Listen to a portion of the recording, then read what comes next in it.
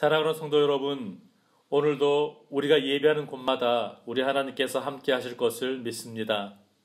오늘 하나님께서 주신 말씀은 누가복음 5장 1절부터 11절까지입니다. 예수께서 게네사렛 호숫가에 서 계셨다. 그때의 무리가 예수께 밀려와 하나님의 말씀을 들었다. 예수께서 보시니 배 두 척이 호숫가에 대어 있고 어부들은 배에서 내려서 그물을 싣고 있었다.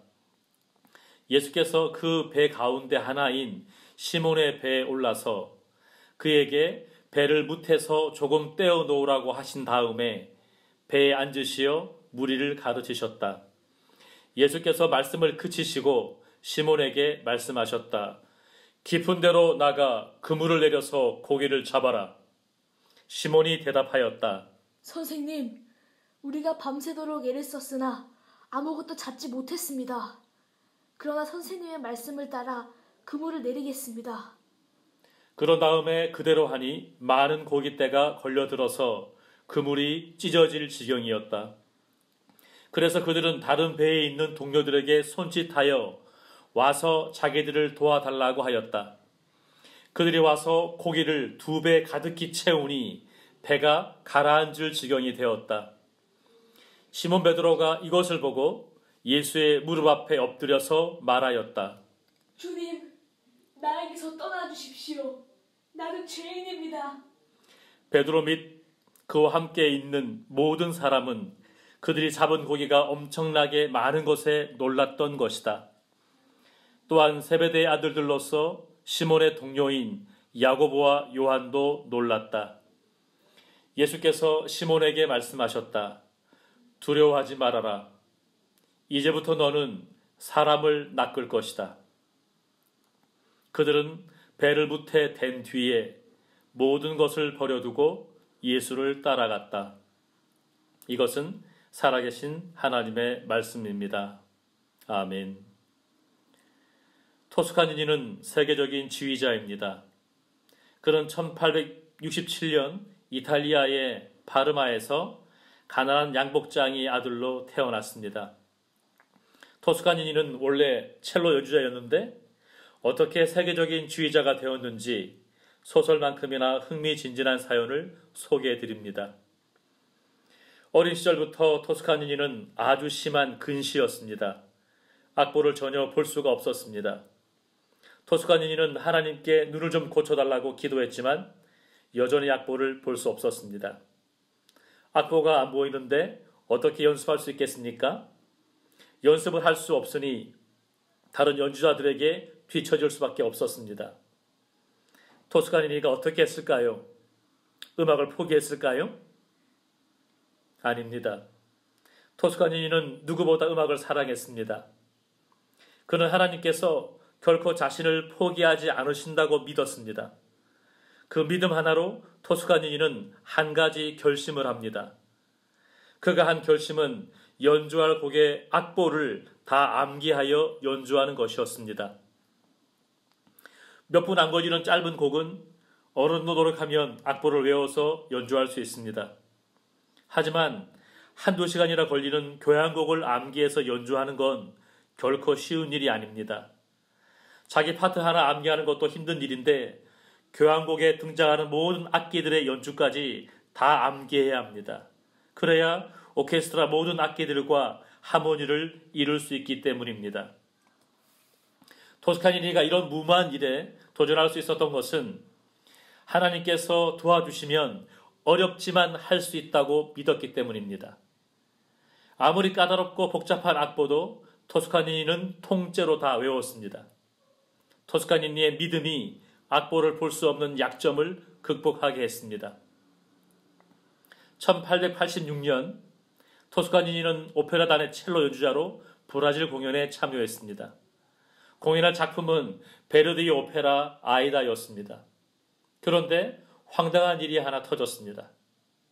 공연 직전에 오페라단 측과 마찰을 빚은 지휘자가 지휘를 하지 않겠다는 것입니다. 갑작스러운 사태에 당황한 주최 측은 서둘러 부지휘자에게 지휘봉을 잡게 했지만 관객들의 야유로 지휘를 계속할 수 없었습니다. 할 수 없어서 합창 지휘자에게 주의를 맡겼지만 그 역시 관객들의 야유를 받고 무대에서 내려와야만 했습니다. 이때 오케스트라 단원들이 토스카니니에게 지휘를 맡기자고 제안했습니다. 세상에, 이건 누가 봐도 말이 안 되는 소리입니다.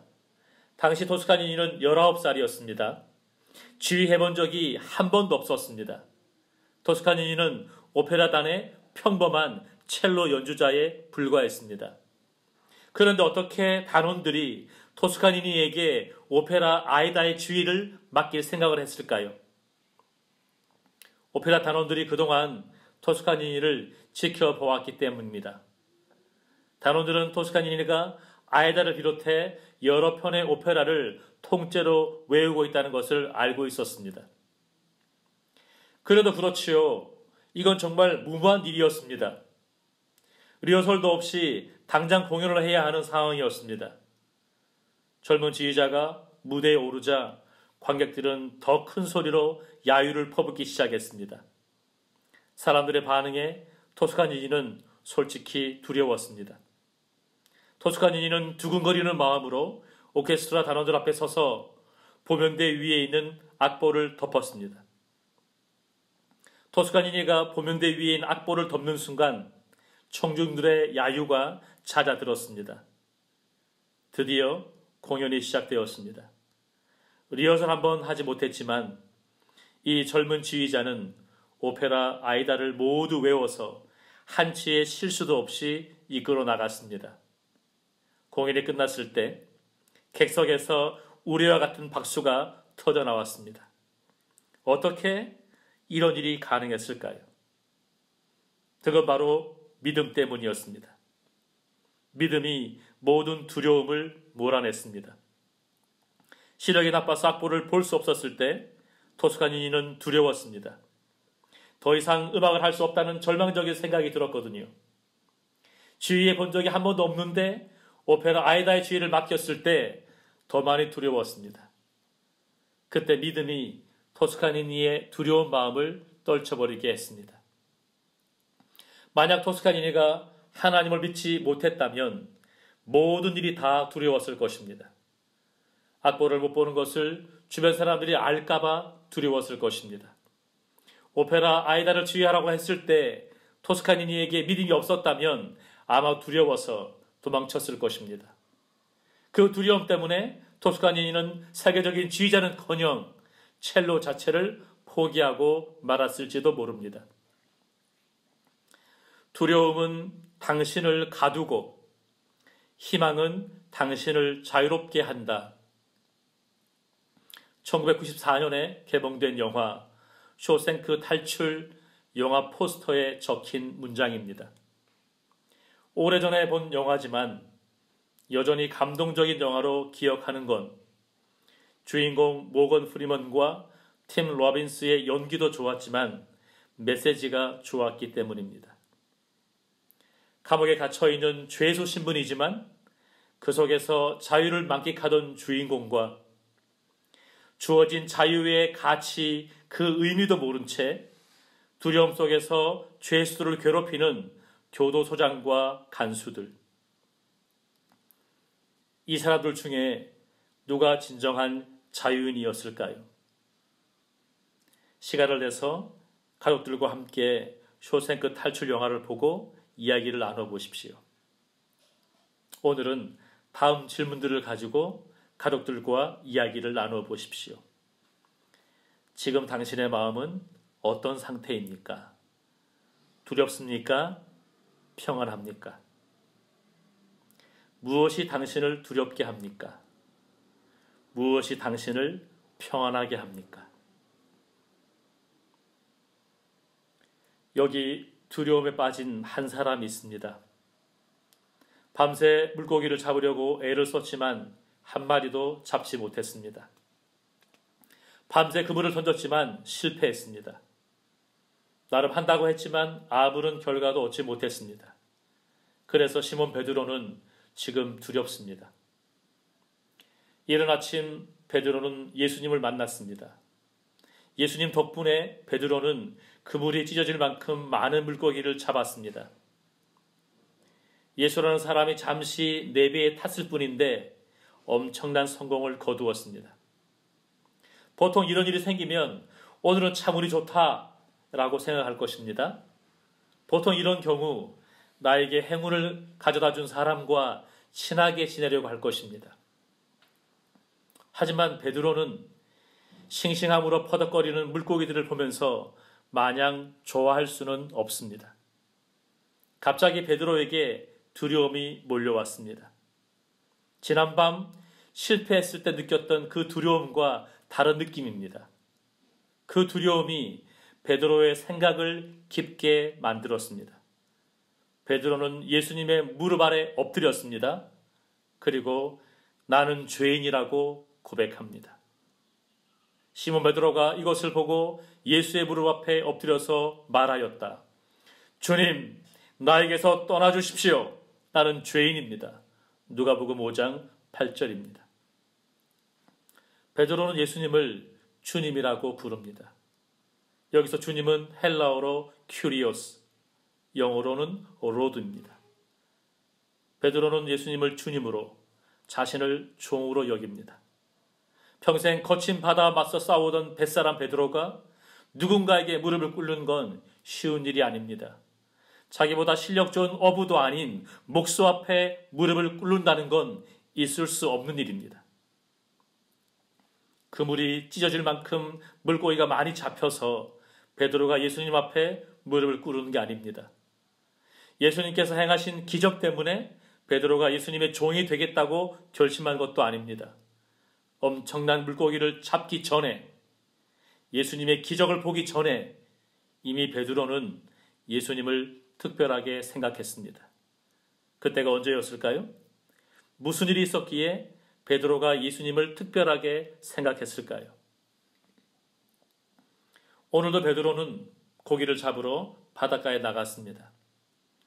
다른 날과 달리 오늘은 고기를 한 마리도 잡지 못했습니다. 베드로가 밤을 새워가며 그물을 바다에 던졌지만 허탕을 쳤습니다. 베드로는 고기를 한 마리도 잡지 못한 것이 못내 아쉬웠습니다. 하지만 베드로는 텅 빈 마음을 달래며 그물을 씻었습니다. 그물을 씻어서 말려야 오후에 다시 고기를 잡으러 나갈 수 있기 때문입니다. 베드로가 배에서 내려서 그물을 씻고 있는데 예수님께서 찾아오셨습니다. 예수님께서 베드로에게 잠시 배를 좀 빌려달라고 부탁하셨습니다. 호숫가에 몰려든 많은 사람들에게 하나님 말씀을 전하기 위해 배가 필요했기 때문입니다. 그날 아침 게네사렛 호숫가에 사람들이 엄청 몰려왔습니다. 사람들을 호숫가에 앉혀놓고 말씀을 전할 수가 없었습니다. 효과적으로 말씀을 전하기 위해 예수님께서 베드로의 배를 빌렸습니다. 예수님께서 베드로의 배를 타시고 해변에서 조금 떨어진 곳에서 말씀을 전하셨습니다. 호수에서 불어오는 바람에 실린 예수님의 말씀이 사람들의 마음을 파고들었습니다. 그때 시몬 베드로는 어디 있었을까요? 베드로는 예수님과 함께 배에 있었습니다. 예수님께서 사람들에게 말씀을 전하실 때 베드로는 배에서 그 말씀을 듣고 있었습니다. 엄청 피곤했지만 베드로는 집에 갈 수 없었습니다. 배에서 예수님의 말씀을 들어야만 했습니다. 설교가 끝난 후에 예수님께서 시몬 베드로에게 말씀하셨습니다. 깊은 데로 나가 그물을 내려서 고기를 잡아라. 예수님의 명령에 당황한 베드로가 이런 생각을 했을까요? 헐, 어부라면 아무도 그렇게 안 할 텐데? 해가 뜨면 깊은 곳에 물고기가 없는데? 아니면 말도 안 되는 소리에 베드로가 엄청 화가 났을까요? 아니 목수 주제에 어디 평생 어부로 살아온 나에게 뭐 깊은 데로 가서 그물을 내 고기를 잡으라고? 말도 안 되는 소리 하고 있네? 사실 충분히 따질 만한 상황입니다. 밤새 그물을 던졌지만 아무것도 잡지 못했습니다. 몸도 마음도 너무 피곤합니다. 피곤해 죽겠는데 예수님이 말도 안 되는 소리를 합니다. 해가 뜬 아침에 깊은 데로 가서 물고기를 잡으라니요. 베드로가 예수님 명령을 무시할 이유가 충분합니다. 그런데 베드로는 예수님 말씀에 순종합니다. 누가복음 5장 5절입니다. 시몬이 대답하였다. 선생님, 우리가 밤새도록 애를 썼으나 아무것도 잡지 못했습니다. 그러나 선생님의 말씀을 따라 그물을 내리겠습니다. 시몬은 예수님이 말도 안 되는 소리를 한다고 불평하지 않습니다. 시몬은 물고기 잡는 일에 경험이 없는 목수의 소리라고 우습게 여기지도 않습니다. 시몬 베드로는 밤새 그물질을 해서 피곤하지만 예수님 말씀에 즉시 순종합니다. 베드로는 예수님의 말씀대로 깊은 데로 가서 그물을 내립니다. 이건 정말 놀라운 일입니다. 여기서 우리가 눈여겨볼 단어는 5절에 있는 선생님이란 단어입니다. 5절에 있는 선생님이란 단어는 학교에서 학생들을 가르치는 사람, 티처나 또는 낯선 사람을 부르는 sir라는 호칭이 아닙니다. 5절에 나오는 선생님은 헬라어로 에피스타테스인데 영어로 메스터입니다. 왕, 배의 선장, 군대의 사령관을 가리키는 말입니다. 에피스타테스는 막강한 힘을 가진 사람을 부를 때 사용하는 말입니다. 그물이 찢어질 만큼 물고기가 많이 잡혀서 베드로가 예수님 앞에 무릎을 꿇은 게 아닙니다. 예수님께서 행하신 기적 때문에 베드로가 예수님의 제자가 되겠다고 결심한 것도 아닙니다. 예수님께서 기적을 일으키시기 전에 베드로는 예수님을 특별한 분이라고 생각했습니다. 그래서 베드로가 예수님을 향해서 에피스타테스, 메스터라고 불렀던 것입니다. 그물이 찢어질 만큼 많이 잡힌 물고기를 보기 전에 이미 베드로는 예수님을 왕, 배의 선장, 군대의 사령관으로 생각했습니다. 예수님께서 기적을 일으키기 전에 이미 베드로는 예수님을 막강한 힘을 가진 분으로 여겼습니다. 예수님의 명령대로 깊은 데로 나가서 물고기를 잡기 전에 이미 베드로는 예수님을 주님으로 여기고 있었습니다. 예수님의 놀라운 기적을 보기 전에 베드로가 예수님을 선생님, 에피스타테스, 메스터라고 부른 이유는 무엇입니까? 그물이 찢어질 만큼 많은 물고기가 잡힌 것을 보기도 전에 베드로가 예수님을 왕, 배의 선장, 군대의 사령관으로 생각한 이유는 무엇입니까? 베드로가 예수님께서 하신 말씀을 들었기 때문입니다. 예수님께서 하신 말씀 때문입니다. 예수님께서 호숫가에 앉아있는 사람들에게 말씀을 전하실 때 베드로는 예수님과 함께 배에 있었습니다. 베드로의 귀에 예수님 말씀이 너무 잘 들렸습니다. 그날 베드로는 말씀을 통해 예수님을 만났습니다. 그날 베드로는 예수님의 말씀을 듣고 나의 인생의 주인 되신 예수님을 만났습니다. 기적도 중요하지만 말씀이 더 중요합니다. 기적을 통해 예수님을 만날 수 있지만 말씀을 통해 예수님을 만나야 합니다. 사람들은 예수님의 기적을 좋아했습니다. 사람들은 놀라운 기적을 통해 예수님을 믿고 싶어 했습니다. 물론 기적을 통해 주님 만날 수 있지요. 하지만 그것은 좋은 방법이 아닙니다. 예수님을 만나는 가장 좋은 방법은 말씀을 통한 만남입니다. 베드로는 말씀을 통해 예수님을 만났습니다. 베드로가 만난 그 예수님이 에피스타테스, 메스터입니다. 왕, 배의 선장, 군대의 사령관이었습니다. 이것은 베드로가 예수님의 기적을 보기 전에 한 고백이었습니다. 그리고 베드로는 예수님의 엄청난 기적을 보고 이렇게 고백합니다. 누가복음 5장 8절입니다. 시몬 베드로가 이것을 보고 예수의 무릎 앞에 엎드려서 말하였다. 주님, 나에게서 떠나주십시오. 나는 죄인입니다. 베드로는 예수님의 무릎 아래 엎드려 주님이라고 부릅니다. 헬라어로 큐리오스, 영어로 로봇입니다. 베드로는 예수님께 주님 나에게서 떠나주십시오. 나는 죄인입니다라고 고백합니다. 베드로가 이런 놀라운 고백을 하게 된 이유는 무엇입니까? 예수님의 기적으로 그물이 찢어질 만큼 많은 물고기를 잡았기 때문일까요? 아닙니다.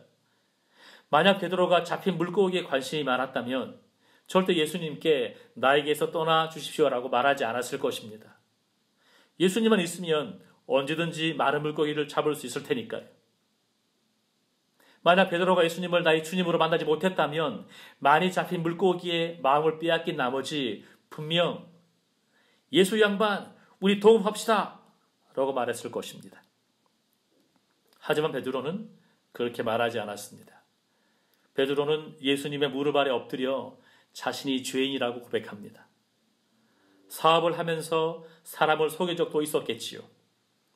거친 파도와 싸우느라 입에 담지 못할 욕도 많이 했겠지요. 그래서 베드로는 나는 죄인이라고 고백했습니다. 예수님을 만난 후에 베드로 마음에 두려움이 싹 틉니다. 말씀과 기적을 통해 예수님을 만난 거 그게 좋긴 한데 갑자기 두려운 마음이 생깁니다. 왜냐하면 베드로가 볼 때 예수님은 특별한 능력을 가진 분이었기 때문입니다. 베드로는 예수님은 깊은 바닷속 어디에 물고기들이 있는지 다 볼 수 있는 분이라고 생각했습니다. 예수님께서 내 마음 깊숙한 곳까지 다 들여다보실 것 같아서 두렵습니다. 내 마음 깊숙이 감추고 있는 것들이 다 드러날 것 같아서 두렵습니다.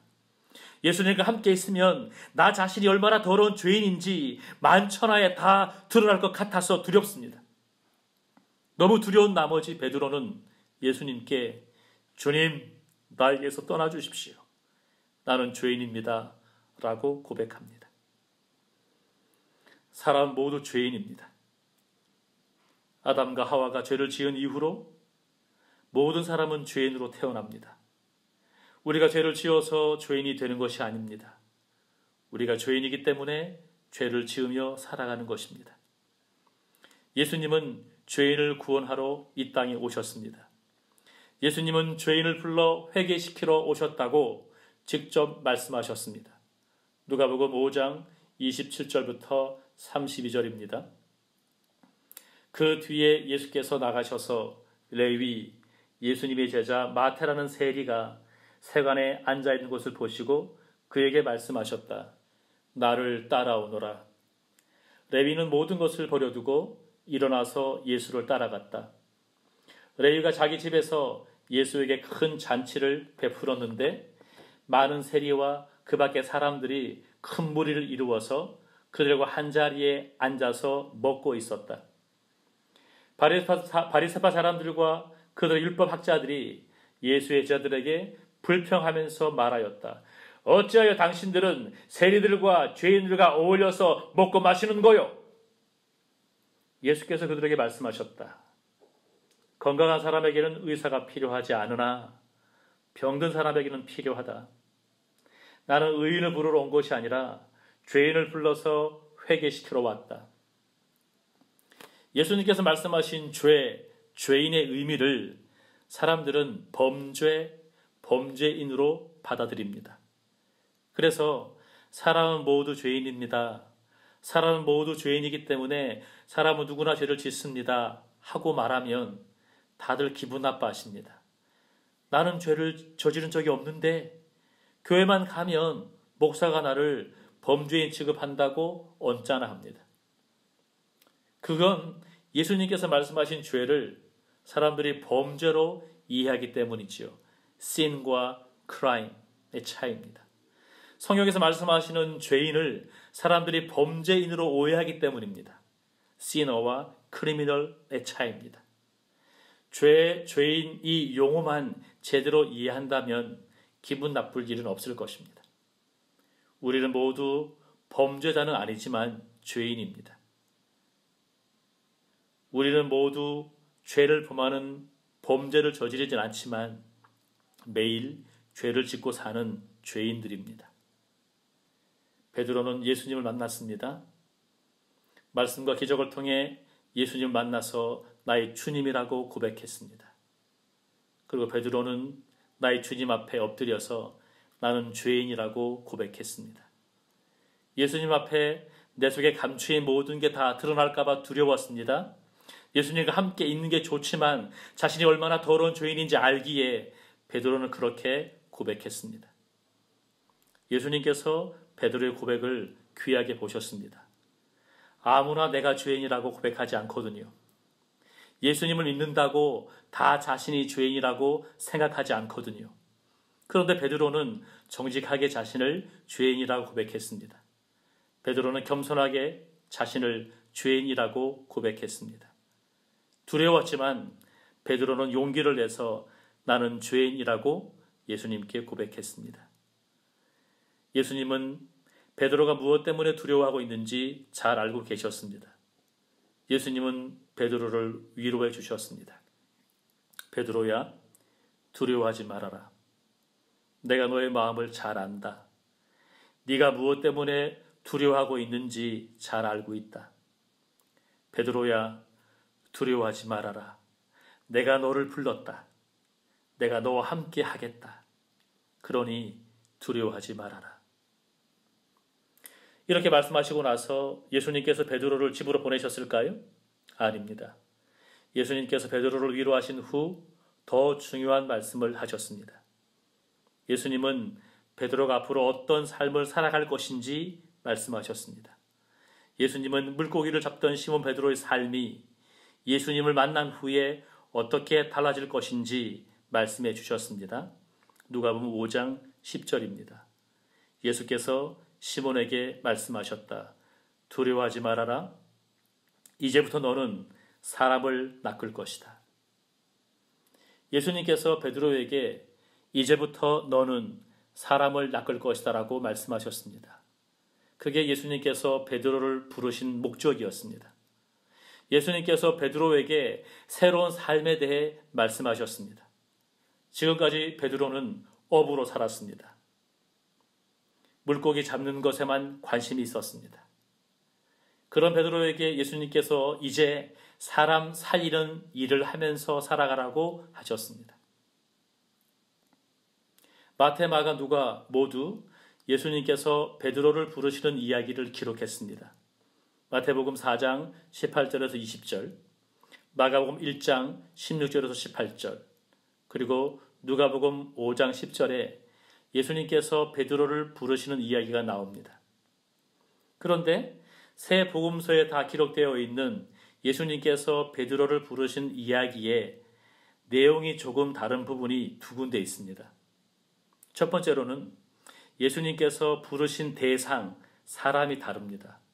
마태, 마가복음에는 예수님께서 두 형제, 즉 시몬 베드로와 안드레를 같이 부르셨다고 나오지만 누가복음에는 예수님께서 시몬 베드로만 부르셨다고 나옵니다.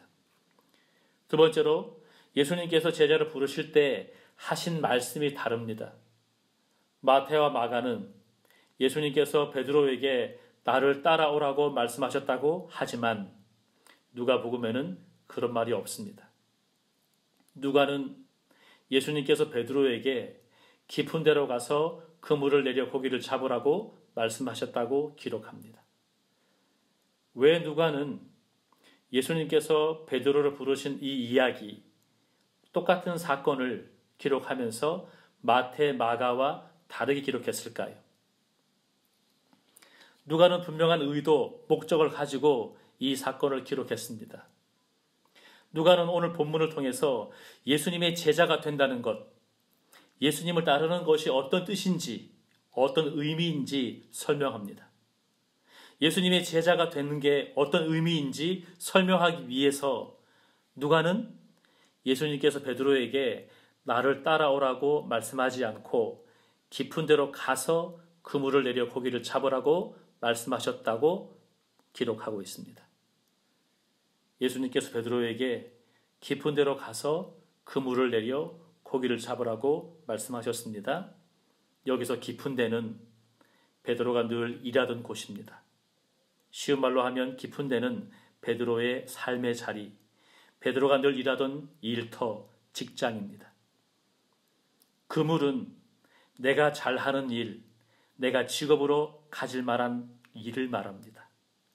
그리고 고기는 잃어버린 영혼, 내가 살릴 사람들을 말합니다.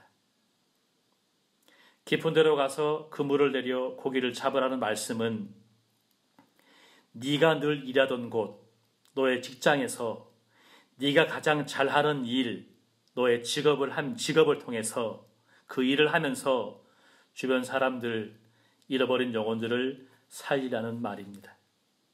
이것이 예수님의 제자가 된다는 의미입니다. 이것이 예수님을 따른다는 의미입니다. 예수님의 제자가 된다는 것, 예수님을 따르는 것은 나의 삶의 자리, 직장과 학교 일터에서 내가 가장 잘하는 일을 통해서 잃어버린 영혼을 살리는 일입니다. 물론 예수님을 따르기 위해 잘 다니던 직장을 그만두고 신학교에 가는 분들도 있습니다. 하나님께서 나를 목사와 선교사로 부르셨다고 확신한다면 그 부르심에 반드시 순종해야 합니다. 하지만 예수님을 따르기 위해 모두 다 직장을 그만두고 신학교에 갈 필요는 없습니다. 하나님께서 부르신 적이 없는데 자기 마음대로 신학교에 가면 안 됩니다. 하나님께서 목사로, 선교사로 부르지 않았는데 직업처럼 목사, 선교사가 되면 안 됩니다. 개인이나 단체의 필요에 따라 목사, 선교사를 세우는 것도 안 됩니다. 그것은 하나님의 방법이 아니기 때문입니다. 예수님께서 베드로를 사람 낚는 어부, 예수님의 제자로 부르셨습니다. 예수님께서 베드로를 어디에서 부르셨습니까? 신학교에서 베드로를 부르신 게 아닙니다. 예수님께서 베드로를 만나서 제자로 부르신 장소는 베드로가 늘 일하던 곳이었습니다. 자기 삶의 자리, 일터에서 열심히 일하는 모습을 보고 예수님께서 베드로를 제자로 부르셨습니다. 우리의 삶의 자리가 어디입니까? 직장, 학교, 가정, 사역지, 선교센터, 기관, 단체 등등 많지요. 어른들은 직장이 삶의 터전 일터고 아이들은 학교가 삶의 자리입니다. 주부는 가정이 나에게 주어진 삶의 자리지요. 중요한 것은 내 자리가 어디든 그 자리가 높든 낮든 내게 주어진 일을 열심히 하면서 사람을 살리는 것이 예수님을 따르는 삶입니다. 물고기를 잡는 일보다 복음을 전하는 일이 더 거룩할까요? 목수보다 목사가 더 거룩한 직업일까요? 목사와 선교사가 하는 일은 하나님의 일이기 때문에 거룩하고 다른 직업들은 거룩하지 않습니까? 아닙니다. 하나님께서 맡기신 일은 다 거룩한 일입니다. 그 일이 사람을 살리는 일이라면 일의 종류에 상관없이 모두 거룩한 일입니다. 예수님께서 제자들을 부르셨습니다. 물고기를 잡는 일도 중요하지만 복음을 통해 사람 살리는 일이 급하고 중요한 일이기 때문에 예수님께서 제자들을 부르신 것입니다. 지금도 오직 복음을 전하는 일을 위해 하나님의 부르심을 받은 사람들이 있습니다. 제가 지금 도미니카 공화국에서 성경을 가르치는 일을 하는 이유도 하나님의 부르심 때문입니다. 하나님께서 우리를 부르셨습니다. 하나님께서 왜 우리를 부르셨을까요? 사람 낚는 어부가 되라고 우리를 부르셨습니다.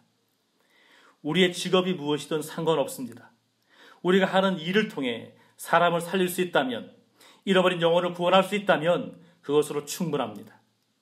하나님께서 우리에게 주신 직장과 일, 나의 부르심을 통해서 사람을 살리면 됩니다. 사랑하는 성도 여러분, 두려워하지 마십시오. 실패할까봐 두려워하지 마십시오.